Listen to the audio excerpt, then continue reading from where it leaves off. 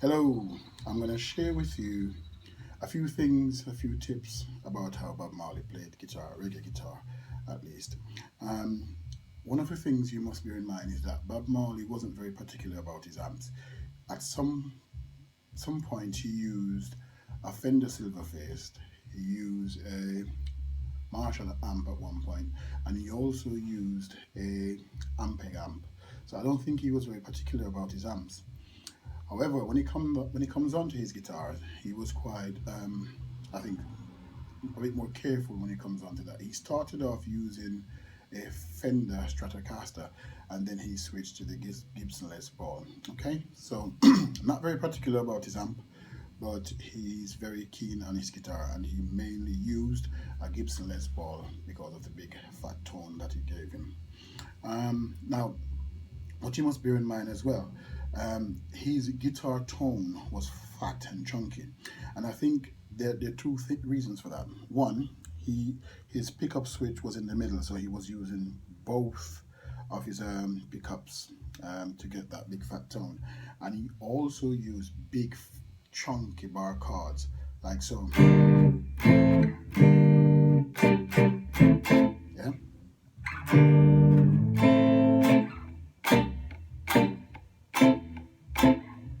Yeah, so his bar chords were big and fat and chunky.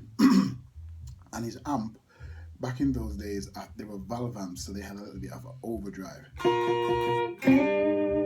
there was a little bit of overdrive to it. Well, not exactly overdrive, but more of a crunchy sound, a light crunch to give it that fat tone. So he used bar chords.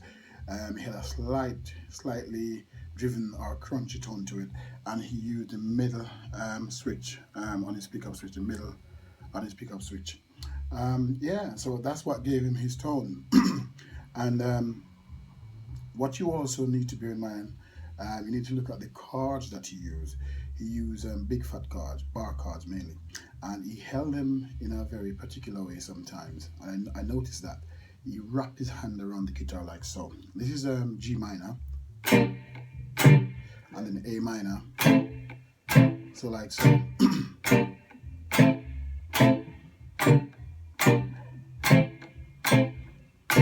Yeah, so he wrapped his hand around the guitar to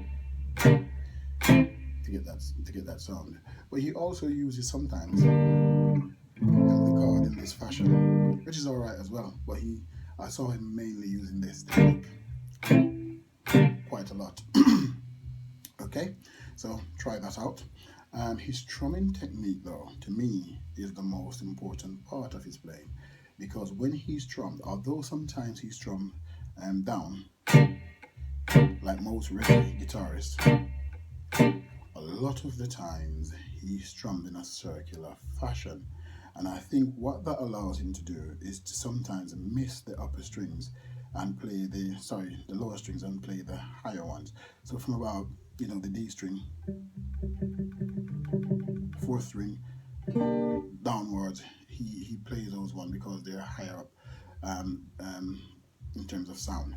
So this is what he does, I think.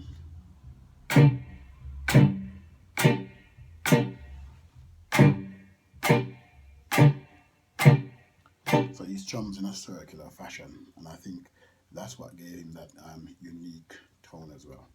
So what I'm going to do now, I'm going to play something for you, and one of my rhythms called Hard Living, Living Hard, sorry, and let you hear how that sounds. Here we go.